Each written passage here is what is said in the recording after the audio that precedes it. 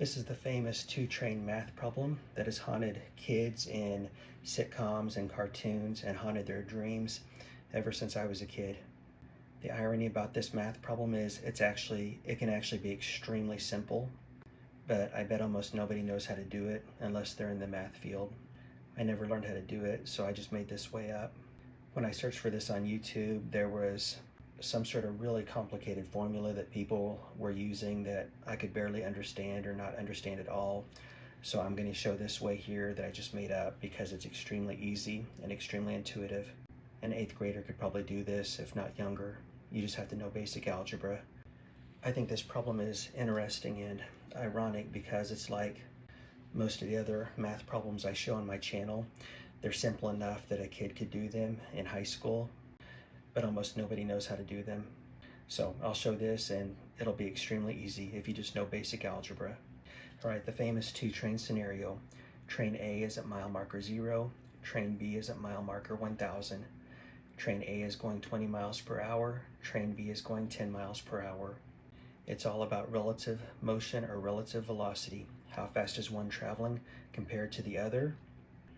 Train A is going 20, train B is going 10. So train A is going 10 miles per hour faster. That means that train A is approaching train B at 10 miles per hour. So if they were to collide, train A will collide into train B at 10 miles per hour. Here's the concept that makes this extremely easy.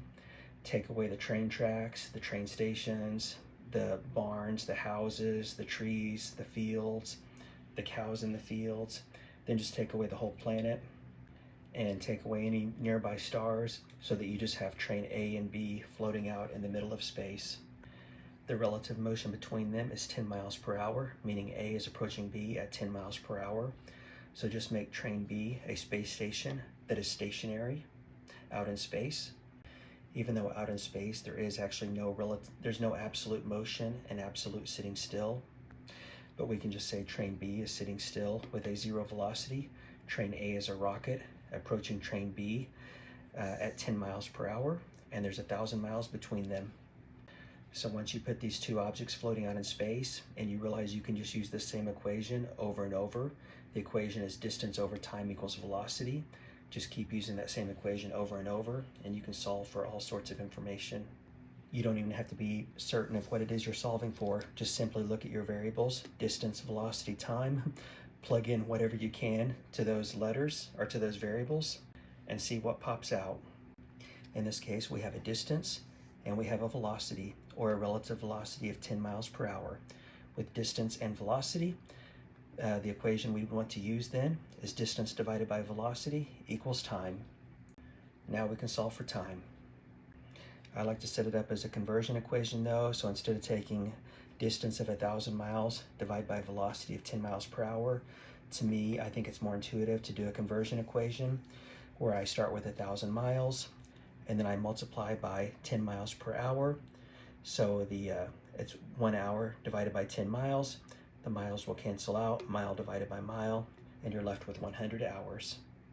So now we have the velocity of each train, we have the location of each train, we have the time it'll take for one train to meet up with the other train. Let's find out how far or what is the distance that train A will cover or train B will cover during that amount of time of 100 hours. We have a velocity of train A of 20 miles per hour. We have a time of 100 hours. Simply look at your equations here and find out what you can use with your velocity and your time. That'll be right here. Velocity times time equals distance. Or do a conversion equation. I take my time, which is 100 hours. I take my velocity, which is 20 miles per hour. When you multiply those together, the hours will cancel. You're left with 100 times 20, which equals 2,000 miles. Train A will have traveled 2,000 miles during that 100 hours before it catches up to train B. And you can do the same math for train B. Also, I've actually used this math. I just do it in my head if I'm on a long trip in a car and I'm traveling with somebody else that's in a different car. If they're up ahead of me and I'm traveling 5 miles per hour faster than them, I call them on the phone, find out at what mile marker they are. I look at what mile marker I'm at. So I know I'm approaching them at 5 miles per hour because I'm going 5 miles per hour faster than them. and let's say I'm 5 miles behind them. So if I'm approaching them at 5 miles per hour and I have 5 miles to cover until I get to them, that means I'll meet up with them in 1 hour. Those sort of little math problems that are kind of easy, give your mind a little something to do if you're on a long, boring road trip. Here's another version. Let's say you're walking around a track somewhere. Typically a track would be going around a football field, but I'm going to use some really simple numbers here. I'm just going to say the track circumference is 1 mile. Person A and B are right next to each other on that track. Person A is a runner, running at 5 miles per hour. Person B is a walker with a velocity of 3 miles per hour. Using the same math I just showed, you can find out how long it'll take for A to go around the track and meet up with B, and you can find out how much distance they'll cover during that time. The key is take your circular track, break it or cut it and turn it into a linear track, just a straight line.